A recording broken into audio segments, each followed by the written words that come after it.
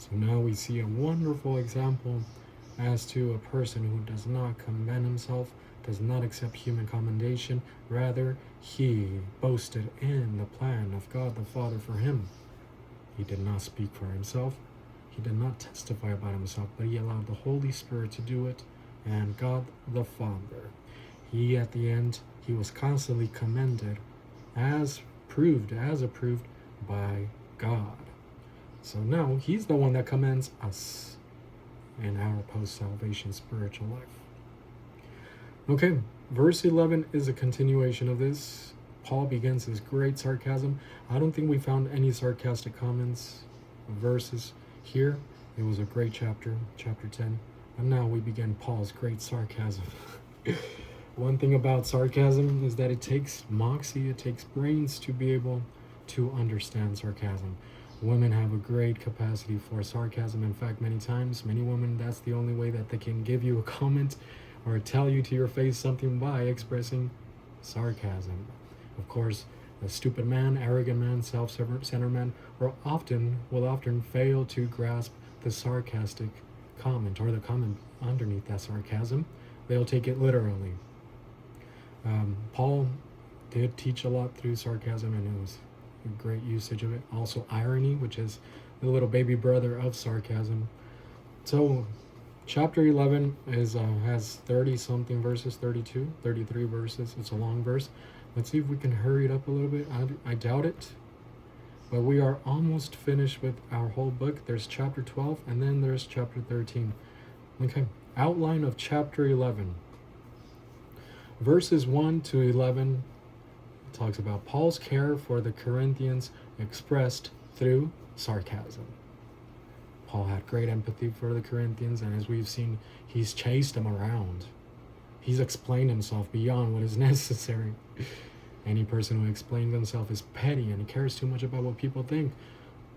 Paul doesn't care too much about what people think, but he does care about his flock, and therefore he will explain himself. Verses 12 to 15, warning against Judaizers or false teachers expressed through sarcasm. And verses 16 to 29, it's a comparison of Paul to his critics expressed through sarcasm. And also verse 30 to 33, Paul begins his lesson on boasting about his weakness. So his sarcasm kind of stops at that moment, and he starts talking about an experience that he had, having received great revelation, because he died and he went to the third heaven, and he saw things that are not allowed to be taught here on this earth. And of course, having this great revelation, he was in danger of becoming arrogant about these things. So he underwent great suffering so as to keep him humble. And in this suffering, he was very weak. He prayed about it 3 times. The Lord did not answer, but at the end he concluded, I will boast in my weaknesses. And I'm getting ahead. We're in chapter 11. I'm not supposed to be talking about chapter 12. Let's begin. Verse 11. Let me just read the NIV just so you can get an idea. Let's see if the NIV catches the sarcasm. I hope you will put up with me in a little foolishness. Yes, please put up with me. I am jealous for you with a godly jealousy. I promise you to one husband, to Christ, so that I might present you as a pure virgin to him. But I'm afraid that just as Eve was deceived by the serpent's cunning, your minds may somehow be led astray from you sincere and pure devotion to Christ. For if someone comes to you and preaches a Jesus other than the Jesus we preached, or if you receive a different spirit from the spirit you received, or a different gospel from the one that you accepted, you put up with it easily enough. All right, kind of catches it. Verse 11, let's analyze the verse and see how fast we can go in this. We have here this in the emphatic position. It's an adverb, an interjection, ophelon. It comes from the verb ophelon. Ophelon, which means to be indebted or to be obligated or to be obliged to do something. One of the cognates is ophelia, from which we get the word Ophelia, a useful one. And this is turned into an adverb, an interjection as well. Ophelon. How do we translate this? Paul uses this word most of the times in the New Testament. I think he uses it 3 times.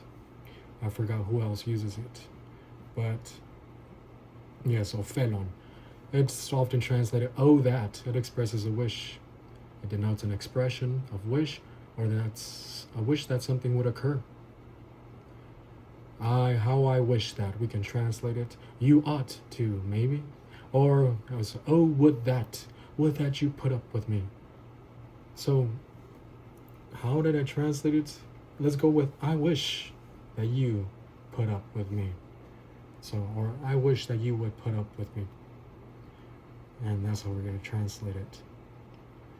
We also have an imperfect middle indicative of anekomai. This is a compound word which is made up of ana, which means up or over and over again repetition, and then ekho, which is to have and to hold. So literally, it's equivalent to having and holding again and again and again. In other words, it turns out to be endure, to tolerate, to put up with. And that's how we're going to translate it. Oh, that you would put up with me. The imperfect tense of this verb is progressive in the past. Paul is expressing a wish that, oh, that you would continue putting up with me as your pastor teacher. I am your right pastor. Not only do you have to put up with me because God has assigned me to you, he has assigned you to me, but you have to, whether you want it or not, whether you have negative volition and you go on being an unfaithful flock, you're still going to have to be putting up with me. But Paul's about to begin with speaking foolishly, a little foolishness. Ophelon, anarchiste. The middle voice is an indirect middle, where the subject produces the action of the verb, and he partakes indirectly in the results of the action.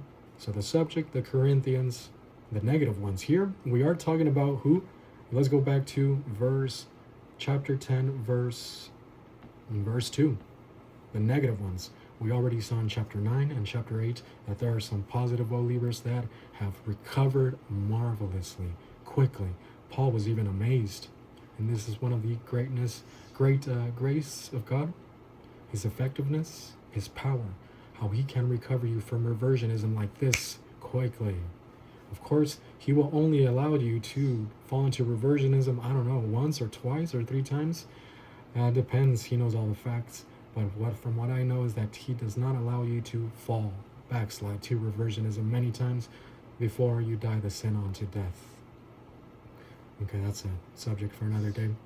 But verse 2, he's talking about certain ones.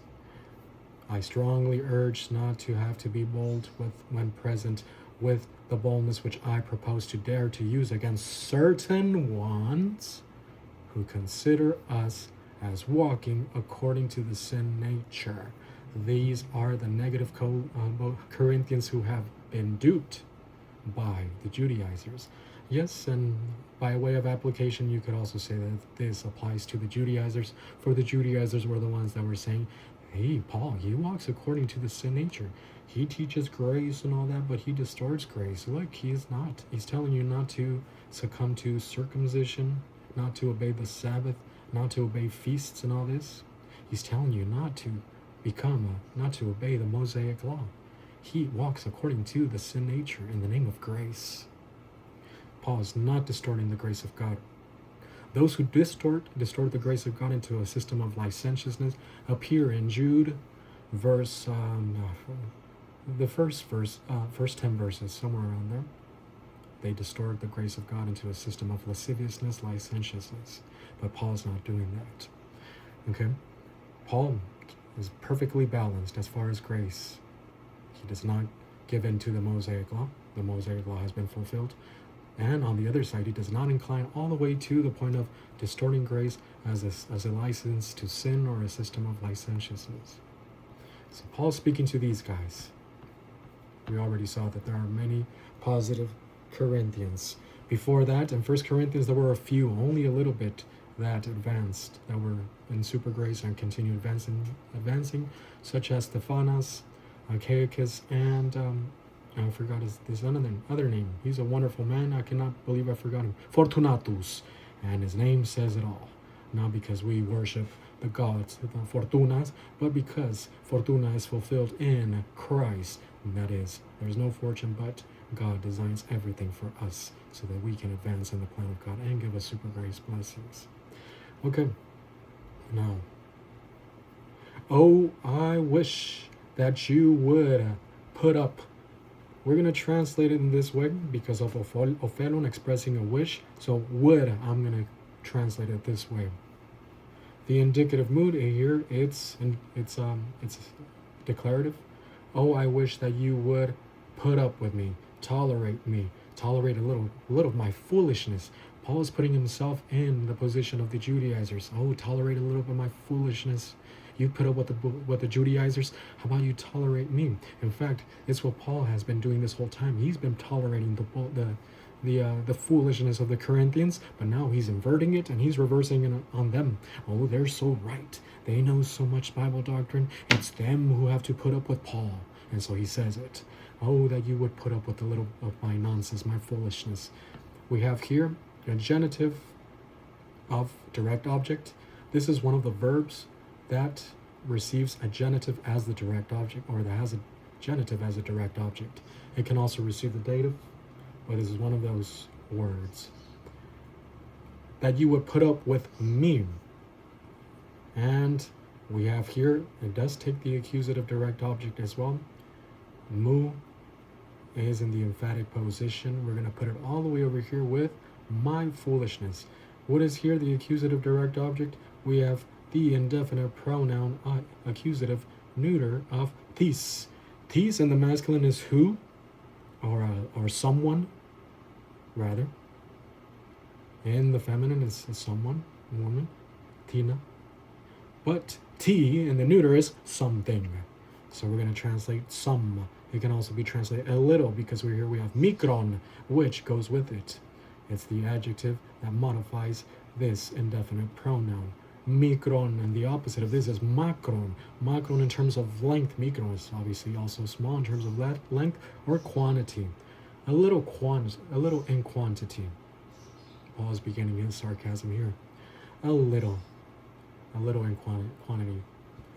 And this has a genitive, it's a partitive genitive here, a little of something.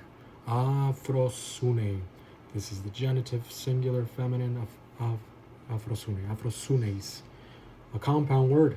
We've seen the verb phroneo, to think objectively.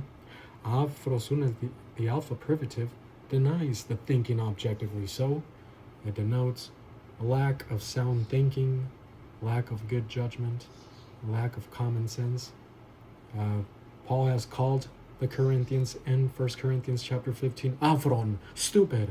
So yes, we can translate it stupid. I'm going to translate it here, foolishness. It's a partitive genitive because a little of the whole of his foolishness. Paul is being sarcastic. A little of my foolishness. Now we can bring that genitive that goes right after the verb, foolishness of mine, my foolishness. In the emphatic position, mu afrosunes, my foolishness. What do we have thus far? It says, oh, I wish that you would put up with a little of my foolishness.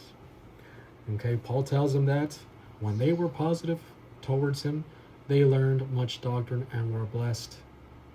Now he asks them that they continue doing so as their right pastor. They have to deal with the fact that Paul is their right pastor, or here specifically their right apostle. The pastors will be Titus, Timothy, and whoever has ministered to them.